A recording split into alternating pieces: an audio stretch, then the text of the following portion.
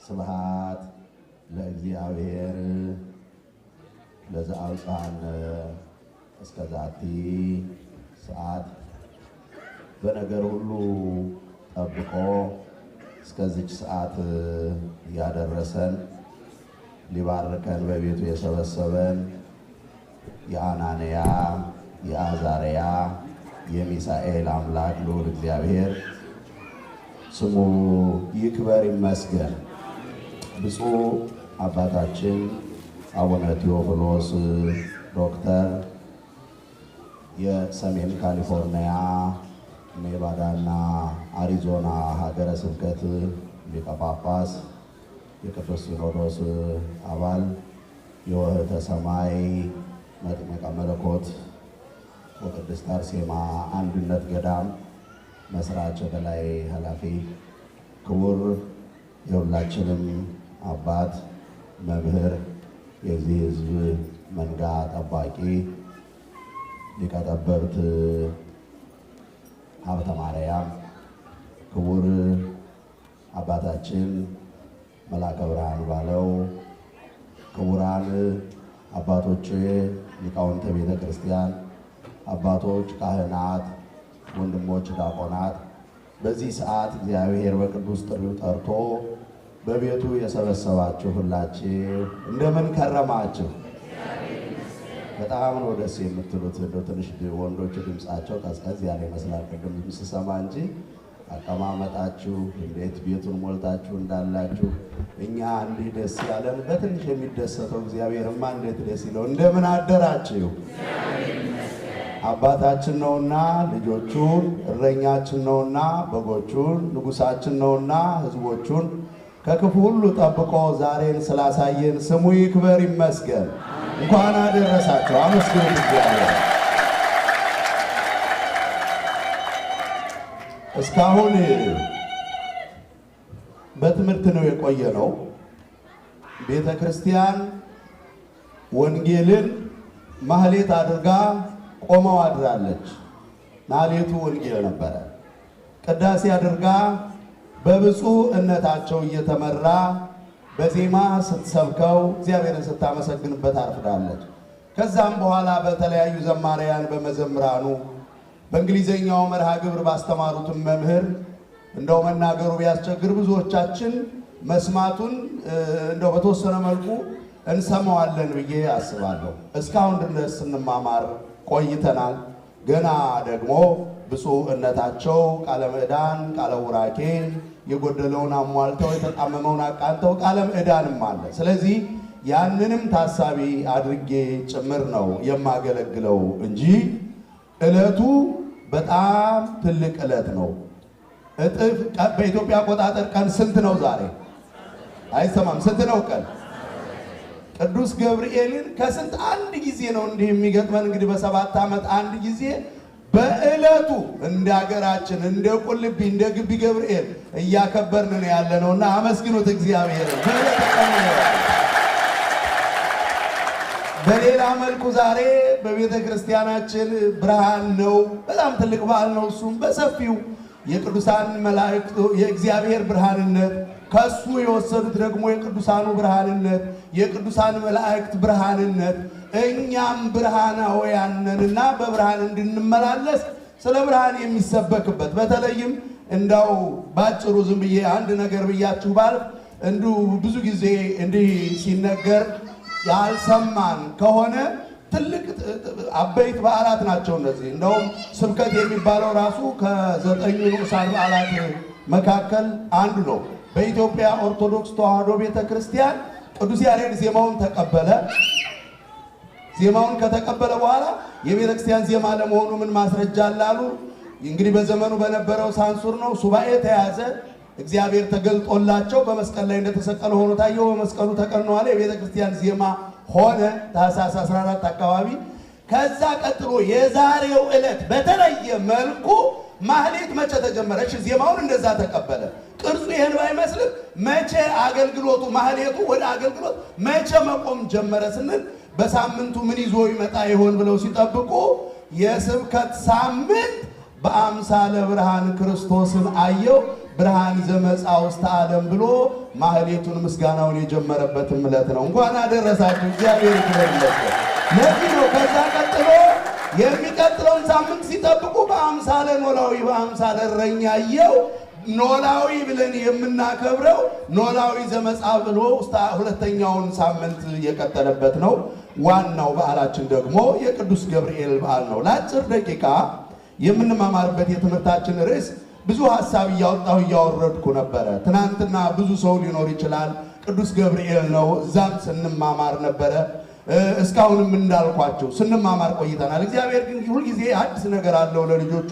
ቃሉ ሁልጊዜ የሚሰራ ሕያው ነውና ለአጭር ደቂቃ በሚኖረን ቆይታ ወቀርበ መልአከ እግዚአብሔር የጌታ መልአክ ቀረበ በሚል ርዕስ እንማማራለን። የሐዋርያት ሥራ ምዕራፍ 12 ቁጥር 7 የጌታ መልአክ በሉ እስኪ ሁላችሁም አይሰማም። የጌታ መልአክ ቀረበ። የጌታ መልአክ ቅዱስ ገብርኤል ወደ ሁላችን ይቅረበን። እሱ ሲቀርብ ችግር ቦታውን ይለቃል። እሱ ሲቀርብ መከራ ቦታውን ይለቃል።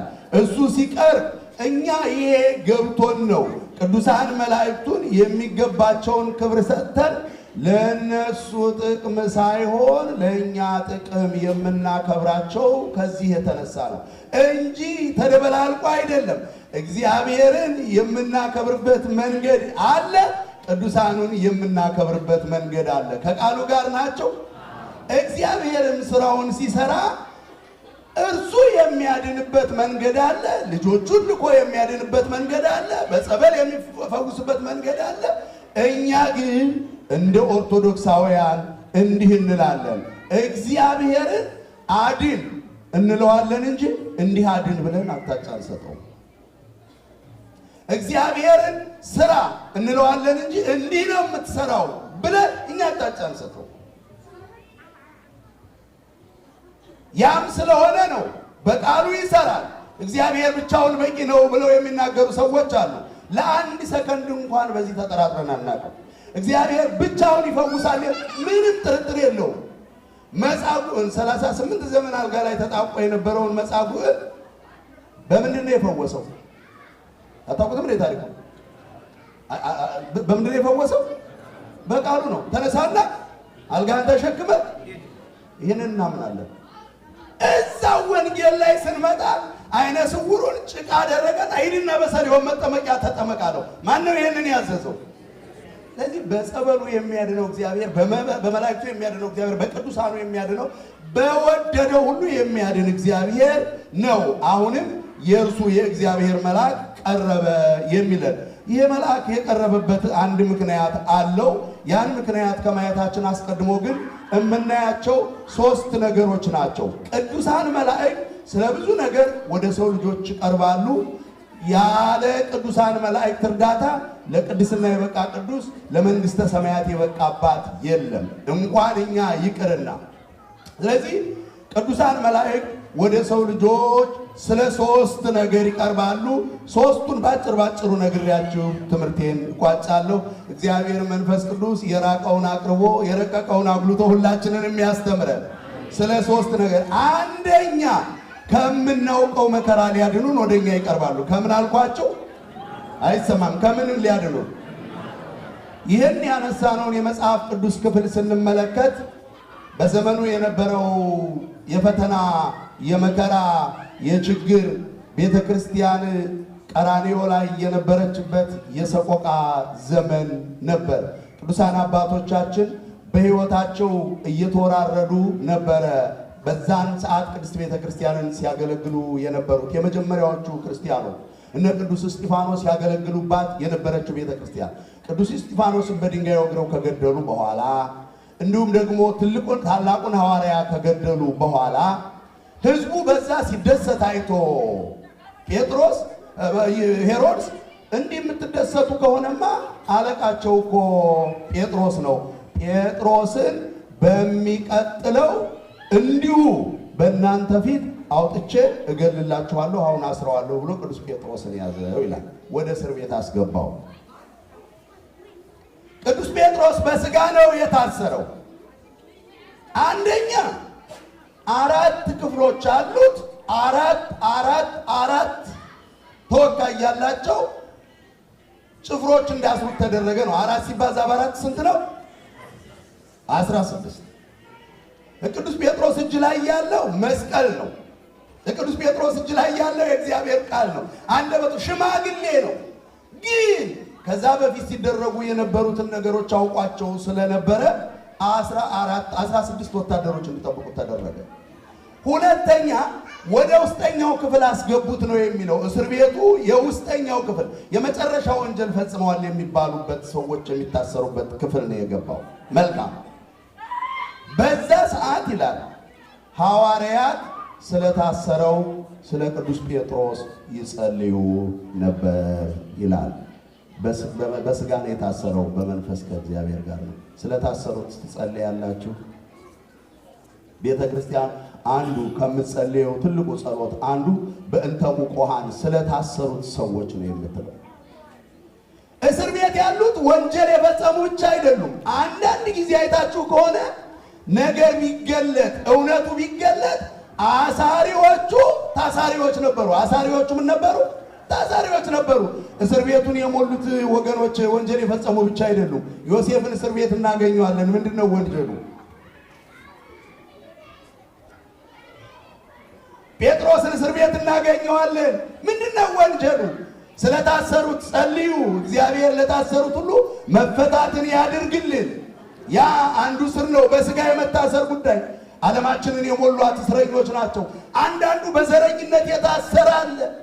ዛሬ ምድራችንን እያረከሳት ያለው ሀገራችንንም እንደበሶ እየበጠበጣት ያለው አንዱን ከአንዱ እያባላው ያለው ሌላ እስር ነው። የዘረኝነት እስር፣ የዲያብሎስ እስር። ከዚህ እስር አምላካችን በዚህ እስር የተያዙትን በቸርነቱ ይፍታልን። ሌሎች እስረኞች አሉ በስጋ የታሰሩ። እዚህ ምድር ላይ እንኳን መጥተው ሰርቶ የሚያልፍበት ሀገር ላይ ብዙ ወጣቶች በተለያየ ነገር አሁን እዚህ ህፃናት ወጣቶችን እያየን ነበር። ትናንትናም ስለና አናንያ ስንማር በሰፊው እየተመለከትን ነበር። እግዚአብሔር አድሏቸዋል። ልጆቻችን የቤተ ክርስቲያናችን ልጆች እግዚአብሔርን እያገለገሉ ነው። በአንጻሩ ደግሞ ታውቁታላችሁ፣ ዓለም ጠርታ ወስዳቸው የሞታቸውን ደብዳቤ ያስጨምጣቸው ሞግትን ግማሽ መንገድ ሄደው የሚጠብቁ በስቃይ ውስጥ ያሉ ብዙ ወገኖቻችን አሉ። እግዚአብሔር በቸርነቱ ይፍታቸው። አልቻልኩም የሚሉ ከዛ ውስጥ ለመውጣት ታሪኩን ስናሳጥረው ጴጥሮስ ታስሮ ነበርና ከዕለታት በአንደኛው ቀን እንዲህ ሆነ ይላል። የጌታ መልአክ፣ የትምህርታችን ርዕስ ይሄ ነው። የጌታ መልአክ ቀረበ ይልና ቤቱ በብርሃን መላ፣ ጴጥሮስን ይዞት ወጣ ይላል ታሪኩ። ይሄው ነው ባጭሩ። አሁን አንዳንድ ነገሮች እንመልከት። ጴጥሮስን ይዞት ወጣ። የመጀመሪያው ነገር በኋላ ዘበኞቹ ሲነቁ 16ቱ ጴጥሮስ የለም። እናንተ ቤት ውስጥ ተኝታችሁ ምንም ቢሆን እንኳን ወታደር እንኳን በንቃት የሚጠብቅ ወታደር ሆኖ ይቅርና ማንም ሰው ቢሆን መብራት ሲበራ እኮ እንነቃለን አይደለም? የሆነ ነገር ሲሆን እንባልናለን። አንዳቸውም አልነቁም። እንዴት አንዱ እንኳን ብርሃኑን አላየውም የሚል ጥያቄ ሲነሳ ለካ ያ ብርሃን የመልአኩ ብርሃን ነው። ላመነው ለጴጥሮስ እንጂ ላላመኑት ለነዛ አልነበረም የሚታየው። ዛሬም የቅዱስ ገብርኤል ክብር፣ ዛሬም የመላእክቱ ክብር ላመነው ለኛ እንጂ ምናልባት ለሌሎች ላይ ታይ ይችላል። እንድናምን ስለረዳን አመስግኑት እግዚአብሔርን። እግዚአብሔር ይክበር ይመስገን። የጌታ መልአክ ቀረበ ይዞት ወጣ ይልና እኔ በጣም ይህንን ክፍል ሳነብ ከገረመኝ አንዱ ነገር ገና ሲያቸው በሩ አውቆ ተከፈተላቸው። በሩ በሉ እስኪ አውቆ ተከፈተላቸው። በር ያውቃል እንዴ? አያችሁ፣ እግዚአብሔርን የሚያይበት አይን፣ እግዚአብሔርን የሚሰማበት ጆሮ፣ እግዚአብሔርን የሚታዘዝበት ደግሞ የራሱ ነገር አለው ማለት ነው። አንዱ ቅዱሳን መላእክት የሚቀርቡት ወይም ደግሞ ወደኛ የሚመጡት ከምናውቀው ለማዳን ነው። የዛሬውም ታሪክ ከዚሁ ጋር የተያያዘ ነው። የነ አናንያን ታሪክ ብዙ ዘመን ሰምተነዋል። በነገራችን ላይ አንድ ነገር ግን አንስተን ማለፍ ያስፈልጋል። አስቀድሞ እነ አናንያ እንደሚማረኩ ትንቢትም ተስፋም በነቢየ እግዚአብሔር ኢሳይያስ ተነግሮ ነበረ። እንዲህ የሚል ትንቢት አለ። ትንቢተ ኢሳይያስ ምዕራፍ 1 ቁጥር 41 ዘዚአየ አንተ እመኒ አዶከ ውስተ ባሕር አፍላጋትኒ ኢያሰጥሙከ ወእመኒ አዶከ እሳተ ነበልባልኒ ኢያውኤከ እስመ አነ ምስሌከ ዘዚአየ አንተ የሚል ቃል ተጽፏል። ባጭሩ ሲተረጎም ምን ማለት ነው? በውሃ ውስጥ ብታልፍ እንኳን አንተ የኔ ነህና ባህር አያሰጥምህም። በእሳትም እንኳን ውስጥ ብታልፍ አንተ የኔ ነህና እሳቱ አያቃጥልህም። አትፍራ አንተ የኔ ነህ ይላል። ወገኖቼ መጽሐፍ ቅዱስ ለሁለት አካላት ነው የተጻፈው፣ ላመኑና ላላመኑ። ያመንነው እንዴት መኖር እንዳለብን፣ ያላመኑት ደግሞ እንዴት ወደ እምነት መምጣት እንዳለባቸው። ይሄ ላመንነው አንተ የኔ ነህ። ወገኖቼ ዛሬ የሆነ ቦታ ላይ ያለ ሰው የአንድ ሀገር መሪ ሊሆን ይችላል፣ ወይም ደግሞ ተስፋ እናደርገዋለን፣ ብዙ ሰው ተስፋ ያደርገዋል የሚባል ሰው አንተ የኔ ነህ ቢለን ምንድነው ሊሰማን የሚችለው? የሰማይና የምድር ጌታ እግዚአብሔር ነው። አትፍራ አንተ የኔ ነህ፣ አትፍሪ አንቺ የኔ ነሽ። እንደውም በስም ጠርቻለሁ ነው የሚለው። አትፍራ አለ እንጂ የሚያስፈራ ነገር የለም አላለም። የሚያስፈራው ነገርም አለ። የተጠቀሱ ብዙ አሉ። ሁለቱን ጠቅሷቸዋል። አንዱ ውሃ ነው፣ ውሃው ማያሰጥምም ይላል። ይሄ አንደኛ ለአባቶቻቸው የተነገረ ነው። ትናንት አይተናል። ወደ ሙሴን እናቱ ወደ ባህር ስትወረውረው ከባህር ሆኖ እግዚአብሔር ተቀብሎታል። በሙሴ በትር ባህርን ከፍሎ አሻግሯቸዋል። በዮርዳኖስ የቃል ኪዳኑን ታቦት ይዘው ተሻግረዋል። በእሳት ውስጥ ብታልፍም እንኳን ይህ እሳት እንደሚመጣ እና ሊቃውንተ ቤተ ክርስቲያን ሲተረጉሙ ይህንን ክፍል ይህ ክፍል የተነገረው በቀጥታ በኋላ ለነ አናንያ ነው ይላሉ። የነ አናንያን ታሪክ ከማንሳት አስቀድሞ ግን አሁንም ደግሜ እላለሁኝ አንድ ነገር ልበላችሁ። ለምን ተማረኩ? ገብርኤል አዳናቸው። ይሄንን ነው የምንተርከው። ለምን ተማረኩ? በማያምኑት ለምን ተማረኩ? በባቢሎናውያን ለምን ተማረኩ? እግዚአብሔርን በማያምኑት ለምን ተማረኩ የሚል ጥያቄ ካነሳችሁ ታስታውሳላችሁ በምን አይነት ተአምራት አሻግሮ እዛ ምድር ላይ እንዳደረሳቸው። እግዚአብሔር ሞገስ እየሆነ ምንም ነገር እጃቸው ላይ ሳይኖር ብዙዎቹን እየጨረሰ እዛ እንዳደረሳቸው፣ በነገር ሁሉ እንዴት እንደጠበቃቸው፣ ምግባቸውና ጥበቃቸው ከሰማይና ከምድር የነበረላቸው፣ ሁሉን ነገር ያደረገላቸው አባቶቻቸው መልካም የሆኑ ነበሩ። መጨረሻ ላይ ግን እስራኤል ለእግዚአብሔር አልተመቹም ነበር እንጂማ እግዚአብሔር ማዳኑን እንደሚችል አስቀድመንም አይተናል። በዚህ ታሪክም እንደ ፈቃዱ የሚኖሩትን ከነሱ መካከል በቦታና በሁኔታ ሳይወስን ግን አንዳንድ ጊዜ ማዳን እየቻለ ሁሉን ቻይ የሆነ እግዚአብሔር እያየ እንዳላየ ዝም ይላል። ለምን? ዛሬም ብዙ የምንሰማቸው የምናያቸው ነገሮች ጆሮ ጭው የሚያደርጉ ልብን የሚሰብሩ ብዙ ነገሮች አሉ ወገኖች። ምናልባት በእኛም አለመመለስ ቢሆንስ? በአብያተ ክርስቲያን ላይ ትናንትና ታቦተ ጽዮንን ታስታውሳላችሁ። ታቦተ ጽዮን ተማርካለች። ታቦት ነች፣ የእግዚአብሔር ታቦት ነች። እንዴት ራሷን አታድንም? እንደምታድንማ ሄዳ ደጎን እንደሰባበረችው አይተናል። በእነርሱ ምክንያት ግን ክብር ከእስራኤል ሲለቅ ተመልክተናል። ወገኖች ዛሬም ይህንን በዓል ስናከብር አንዱ ራሳችንን ማየት ያለብን በእኛስ በደል ቢሆን በእኔስ በእኛም አይደለም በጅምላ እያሰብን ነው።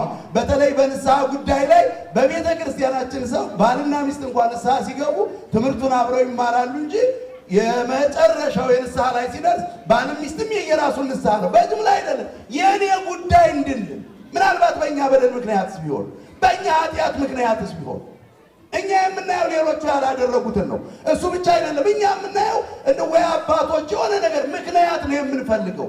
እንዴ ብዙ ቦታ ላይ እኮ መጽሐፍ ቅዱስ ላይ ስንመለከት በእናቶች በአባቶች ጸሎት የእስራኤል ሕዝብ ነፃ ወጣ የሚለው እኮ ያቺ እንባዋ ቅድመ ሥላሴ የደረሰው ልጆቿን የረገጠች እናት በሷ እንባ እኮ ነው የሥላሴ ነቢይ ነች አይደለም የሚለው፣ ከታላላቆቹ ነቢያት አንዷ ናት አይደለም የሚለው። ስለዚህ ወገኖቼ ከልባችን ብንመለስ እግዚአብሔር መስማት ይችላል። ያ ከሆነ ምናልባት ሰዎች በሚደርስባቸው ችግር ቢጠፉ እንኳን እግዚአብሔር ልጆቹን የሚያድንበት መንገድ አለው። ከዮሴፍ ጋር የወጣ እግዚአብሔር እነ አናንያ ተማርከው ሲወጡ ከነ አናንያ ጋር እግዚአብሔር ነበረ። ይገርማችኋል። ታላቁ አባት ቅዱስ ጳውሎስ እንዲህ ይላል፣ በመታሰር አብዝቼ በመገረፍ አብዝቼ ይላል ሁለተኛ ቆሮንቶስ ምዕራፍ 11 ቁጥር 23 ላይ በመታሰር አብዝቼ በመገረፍ አትርፌ። በደንብ ሰምታችሁኛል ያልኩትን በመገረፍ ምን ብዬ አትርፌ መከራዬ ትርፍ ሆነልኝ ነው የሚለው። ትርፉ ምንድነው ካልን የሚያገለግላቸው ልጆቹ ናቸው። ትርፉ ምንድነው ካልን የሚያገለግላት ቤተክርስቲያን።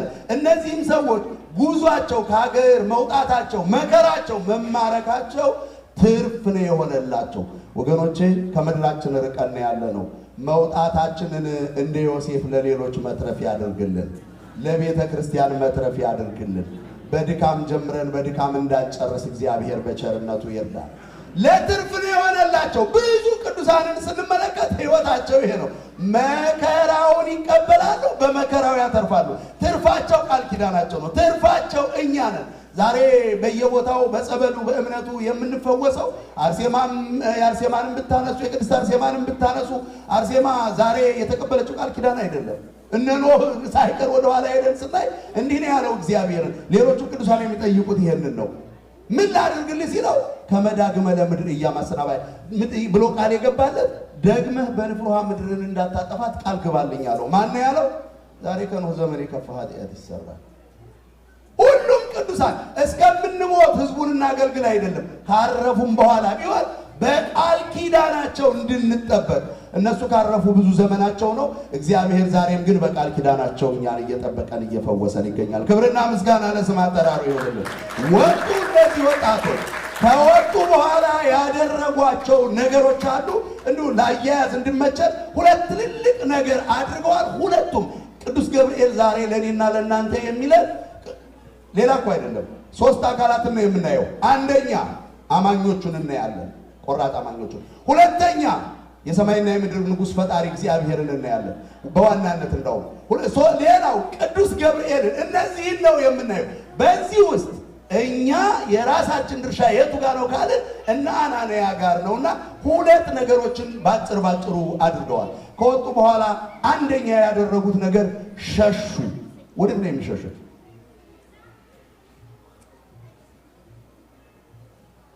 ምግብ አቀረቡላቸው። የሚያረክሳቸው መሆኑን አወቁ፣ አመኑ። ያንን ስለተረዱ አንበላም አሉ ነው የሚለው። ሽሽት የሚባለው ይሄ ነው።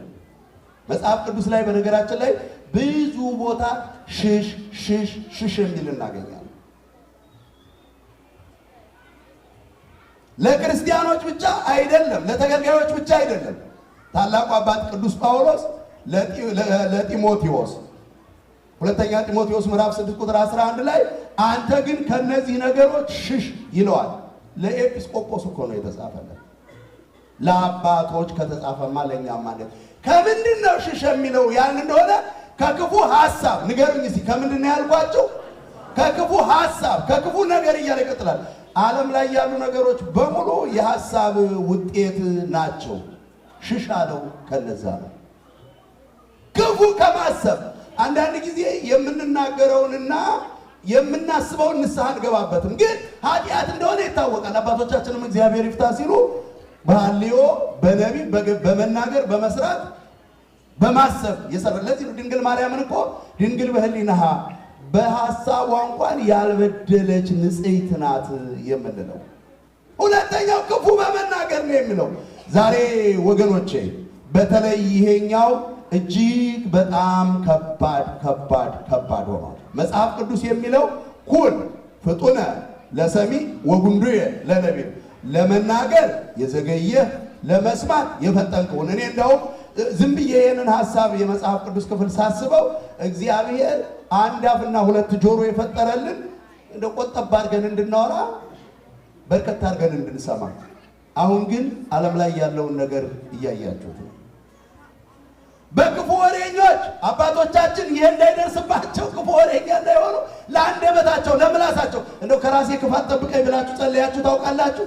አንዱ ሽሽት ይሄ እኮ ነው። እስኪ ከራሴ ክፋት ጠብቀኝ ብሎ ጸልዮ የሚያውቅ ከኛ መካከል ነቢየ እግዚአብሔር ቅዱስ ዳዊት ሲም እግዚኦ አቃቤ ለአፉዬ፣ ለአንደበቴ ጠባቂና ኑርልኝ አለ። ወማዕጾ ዘአቅመ ለከናፍሬ፣ ካልሆነ ከንፈሬንም ቢሆን ዝጋ። አያችሁ፣ ለአንደበታቸው፣ ለእግራቸው፣ ለእጃቸው፣ ለዓይናቸው እኛ ከሌላው ክፋት እንዲጠብቀን እንጂ ከራሳችን ክፋት እንዲጠብቀን የመጸለይ የተለመደ አይደለም። ግን ትልቁ ነገር አንዱ ዋናው እንደ ክርስትና ካየነው ከራሳችን ክፋት እንዲጠብቀን እነዚህ ወጣቶች ያደረጉት አንዱ ያንን ነው። ክፉ ከመስራት ክፉ ከማሰብ ጀምሮ ምግቡ ሲመጣ ማሰብ ይችላል እኮ ብሏቸው እንዳይረክስ ዳንኤል ለመነ ነው የሚለው። ወገኖቼ ኃጢአት በር አንኳኩቶ መጣ። እኛ ገንዘብ ከፍለን አይደል እንደ ኃጢአት የምንሰራው።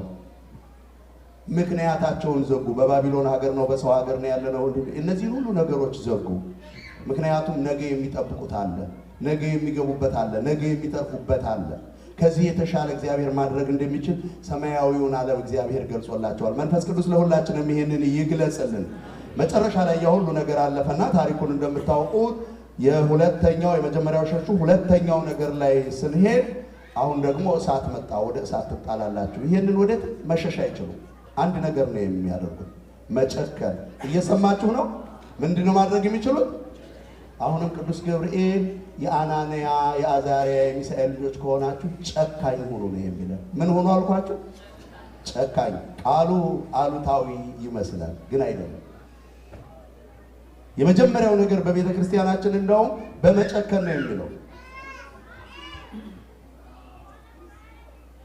ንስማ በጥባት ቃለ ወንጌልከ ቅዱስ ወደ ሴነ ድልዋነ ንስማ በጥባት ቃለ ወንጌልከ ቅዱስ በጸሎተ ለቅዱሳን የከበረ የወንጌልህን ቃል በመጨከን እንሰማ ዘንድ የበቃን አድርገን ማለት በመጨከን እንሰማ ዘንድ የጨክነው የሰሙት ይሰራሉና። ለዚህ ነው ያ ጭካኔ ለምንድን ነው ካል ለመልካም ነገር ብፁዕ አባታችን በቅዳሴው መሃል ሲቀድሱልን አብ ወወልድ ወመንፈስ ቅዱስ ያጠብቁ፣ አብ ወልድ መንፈስ ቅዱስ ያስጨክናሉ እያሉ ነበር።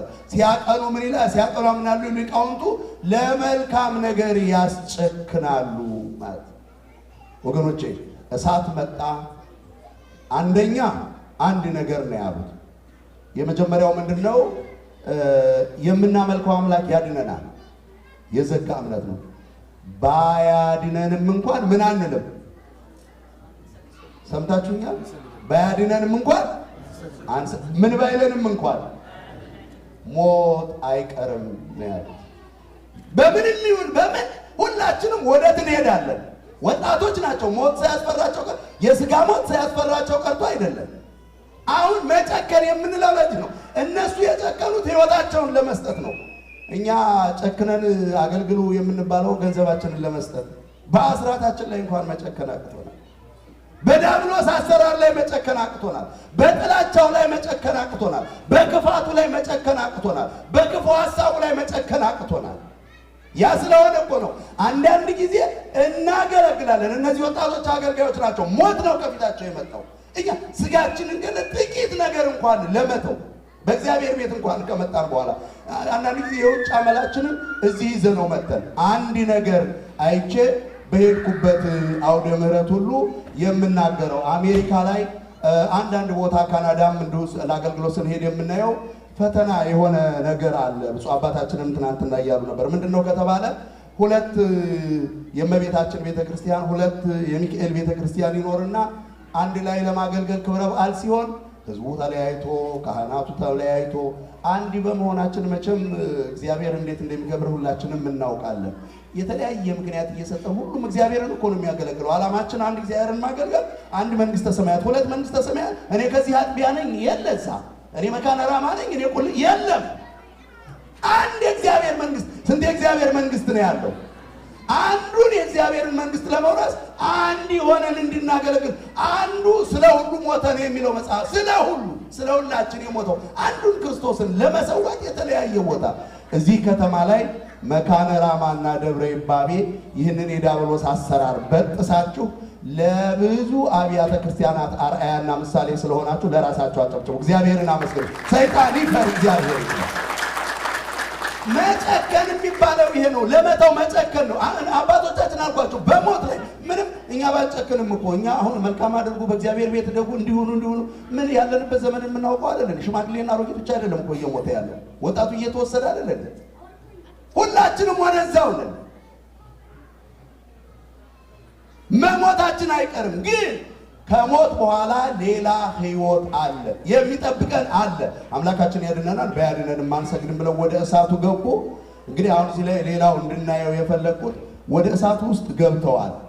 የገፏቸውን ሰዎች እንዴት ከባድ እንደሆነ የምታስቡት የገፏቸውን ሰዎች አቃጥሏቸዋል።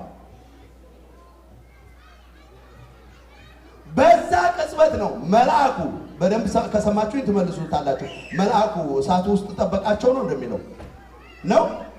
ቀድሞ ነው እንደ ተጠበቃቸው አይደለም። እና አናንያ ወዴት ገቡ? ከዛ ማን መጥቶ አዳናቸው? ከተቃጠሉ በኋላ ነው። ከዛ ነበልባል እንኳን የፈጠኑ ረቂቃን ናቸው የምንለው ቅዱሳን መላእክት ለዚህ ነው። ከዛ ነበልባል እንኳን የፈጠነ መልአክ ስለነበረ ወደ እሳት ሲጣሉ ቅዱስ ገብርኤል በእሳቱ ውስጥ አራተኛ ሆኖ ከነርሱ ጋር ተገኘ። የእሳቱን ኃይል አጠፋ፣ እምነታቸው አጠፋው። ቅዱስ ገብርኤል አጠፋው። እግዚአብሔር ልኮ ይህ ድንቅ ስራ ተሰራ። ይህ በዓል ከዛን ቀን ጀምሮ ሕዝቡ ሁሉ ወደ እግዚአብሔር ስለተመለሰ ዓለም አቀፋዊ በዓል ሆኖ የቅዱስ ገብርኤልን በዓል እያከበርን ነው። ክብርና ምስጋና ለአምላካችን ይሁን። አሁን ይሄን ያለው እግዚአብሔር አለ ላኪው፣ መሃል ላይ ደግሞ እነርሱ አሉ፣ የተላከው ቅዱስ ገብርኤል አለ። ይሄንን አምና ነው ቤተክርስቲያን ቅዱስ ገብርኤልን በዓል የምታከብረው። የሚልከውን እግዚአብሔርን ወደ ኋላ ብላ አይደለም። አንዳንድ ጊዜ ብዙ ወገኖቻችን እንደው ገብርኤል አዳነን ሚካኤል አዳነን ለማለት እጅግ በጣም የሚጨንቃቸው መጽሐፍ ቅዱስን ተሸክሞት፣ ለነገሩ በጣም የተጣመመ ነገር ነው። አዲስ አበባን በደንብ የምታውቁ ሰዎች ከሽሮ ሜዳ አካባቢ ወደ እስጢፋኖስ ቤተክርስቲያን እየሄደች አንድ እንዲሁ መናፍቅ በትክክለኛው ቋንቋና ስሟ የምትወርደው ቅድስት ማርያም አካባቢ ነው ለካ። አሁን ቅድስት ማርያም ካለች እንግዲህ የእመቤታችንን ክብር መጨመሯ ነው። በሷ ቤት ረዳት አለችው ጮክ ብላ። አቤት ሲላት የጌታ እናት ጋር አውራጅ አለ ይሆናል እንደዚህ። ለዚህ አንዱ ከምናውቀው ሊያድኑን ወደኛ ይመጣሉ። ሁለተኛው ባጭሩ ከማናውቀው መከራ ሊያድኑን ይመጣሉ ቅዱሳን መላእክት። ሁለተኛው ከምን አልኳችሁ? ከማናውቀው መከራ። እኛ ታውቃላችሁ እንኳን ሌላ ይቅርና ራሳችንን ጨምሮ ራሳችንን እንኳን አናውቅም። እንደው አጭር ምሳሌ ነቃ እንድሉ የተኙትን ጮክ ብላችሁ ቶሎ ቶሎ መልሱልኝ። አጭር ምሳሌ ልንገራችሁ። ስንት እጅ አላችሁ? ስንት እግር አላችሁ? ስንት ጆሮ አላችሁ? ስንት ፀጉር አላችሁ? አንዲ ይሄንን ያልኩታየ ነቃ ብላችሁ አንዲ ሰው እንደው ወይ ከተመለጠ ምልም ብሎ ይመለጣል። አንዲ ብትኖርም ራሱ የምትታየው ፀጉር ራሱ አብሮ ሲሆን ነው የሚታየው አይደል? ስንት ፀጉር አላችሁ? አናውቀው ማለት እኛ የራሳችንን እንኳን አናውቀው ማለት። እዚህ ውስጥ ገብረ ማርያም ወልደ ሚካኤል ኃይለ ገብርኤል አይደለን ያለነው? አምላካችሁ እንዲህ ይላችኋል። አምላካችን እንዲህ ይለናል፣ በስምህ አንተ አይደለህም የራሳችሁ ፀጉር እንኳን በእኔ ዘንድ የተቆጠረ ነው ይላል። ክብርና ምስጋና ለስም አጠራሩ ይሁን። ይሄ አምላክ ጠንቅቆ ያውቀናል። ለምሳሌ እንዳልኳችሁ ስለ ራሳችን እንኳን ተናገሩ ብንባል፣ ታሪክ ጻፉ ብንባል እስከ ዛሬ ድረስ ነው ማድረግ የምንችለው። መጽሐፍም እስመ ያእምር ሰብ ዘይመጽእ ላዕሌሁ፣ ሰው ነገ በእርሱ የሚመጣበትን አያውቅም ነው የሚለው። እውነት ነው። ማን ነው ከቤቱ ወጥቶ በተለያየ አደጋ እንደ ውሃ ፈሶ የሚቀረው ነገ የሚመጣበትን ቢያውቅ? የሀገሬ ሰው ይላል ገጠር አካባቢ በእግር መንገድ ኖሮ አቋራጭ መንገድ ኖሮ አደጋ ያለው ገደል ከሆነ እንዲህ የሚባል አባባል በልጅነቴ ትዝ ይለኛል። 40 ነው ከምባል በዚህ ገደል ላይ ወጥቼ መንገድ አሳጥራለሁ ብዬ 40 ቀን ብዞር ይሻለኛል ይላል። እንደዛ ነበር አይደልኛ የምናደርገው? 40 ቀን አልጋችን ላይ ነበር የምንሆነው። እግዚአብሔር ግን የኛን ሕይወት ወደፊትም ወደኋላም ነጋችንን ማንበብ ስለሚችል ከማናውቀው ያዕቆብ ያን ሁሉ መከራ አይቶ ከተመለሰ በኋላ ከማላውቀው መከራ ያዳንከኝ ያለው። ወገኖች ዛሬ እዚህ የተገኘ ነው ከምናውቀው ብቻ ድኖን አይደለም። እግዚአብሔር ከማናውቀው ብዙ ፈተና፣ በአጋጣሚ ከምንለው ፈተና፣ ለትንሽ አመለጥኩት ከምንለው ፈተና። ብዙ ጊዜ የምናገረው አንድ አገልጋይ በጣም ከከባድ መኪና አደጋ ተርፎ ዛሬ እንዴት ብቻህን ሆንክ? ብዙ ጊዜ አብሮህ ሰው ይኖራል ስታሽከረክር ተብሎ ሲጠየቅ ብቻዬን አልነበርኩም አለ። እና ማን ነበረ? ከመኪና ውስጥ አንተ ብቻ ነው ተፈልቅቆ የወጣኸው ምንም አልሆንክም ሲሉት እመብርሃን ከኔ ጋር ነበረች፣ እግዚአብሔር ከኔ ጋር ነበረ እንጂማ ብቻዬን ሆነ አልወጣም ነበር። እግዚአብሔር ይክበር ይመስገን። ወገኖች መከራ ሳይኖር ፈተና ሳይኖር ችግር ሳይኖር ወጥመድ ሳይኖር ቀርቶ አይደለም። እንደናናያ ከማናውቀውም ጭምር መልአኩ ቅዱስ ገብርኤል ከማናውቀውም ጭምር አድኖን ነውና እዚህ ምን ይላል? አሁንም ለሐሳባችን እንዳጎላልን መጽሐፈ ነገሥት ካለ ሁለተኛው ላይ ምዕራፍ 6 ላይ የተጻፈ ሰፊ ታሪክ አለ። በአጭሩ ልንገራችሁ። ኤልሳ የሚባለው ነብይ ነበር። ጠላት መጥቶ ዙሪያቸውን ከቧቸዋል። ቤት ውስጥ ነው ያለው። እንደመጡ ማያውቁ ገያዝ የሚባለው አገልጋዩ ገባና አለቀልን ደቀቀልን አለው። ምንድነው ሲሉ ይሄን ያህል ሰራዊት ከጠላት ወገን መጥቶ ሊያጠፋን ነው፣ እኛን ለማጥፋት ነው የመጣ ሲለው ከነርሱ ጋር ካሉት ከኛ ጋር ያሉት ምን ይላሉ አለው፣ ይበልጣሉ። አያችሁ፣ አይናችንን ቢያበራልን ዙሪያችንን ያበራላቸው። እንደዛ እኮ ነው ያ ቅዱስ ዮሐንስ የሚባለው ደግ ጻድቅ ሰው ዘመኑን ሁሉ ለእግዚአብሔር ሰጥቶ የሚኖር ሰማያዊውን ስራ የሚሰራ ሰሌን ታጥቶ ሰሌን እያዘጋጀ የተቸገሩትን የሚረዳ ሰው ሰሌን ሊሸጥ ገበያ ወጥቶ ሰሌኑ ስንት ነው ሲሉት ሚካኤል ነው አቢ ወሚመ ገብርኤል ይላል። ገብርኤል ነው ሚካኤል ነው የሚበልጠው ነው ያልከኝ ይላል። በመንፈስ ተወስዶ አይናችን ቢበራልን ያ የሚሆነው ጸለየለት ይላል አገልጋዩ። ልክ አይነ ልቡናው ሲበራለት የከበቧቸውን ቅዱሳን መላእክት አያቸው ይላል። ዛሬም በእምነትና በመንፈስ እያየን ነው። ክብርና ምስጋና ለአምላካችን ይሁን። ሁለተኛው ከምናውቀው ሶስተኛውና የመጨረሻው ይህን ያገለገልነውን አገልግሎት የሌሊቱን አገልግሎት የብፁዕነታቸው የመሩት የተቀደሰውን ቅዳሴ የተዘመረውን ዝማሬ ያከበርነውን በዓል ይህን እልልታውን ጭብጨባውን በሙሉ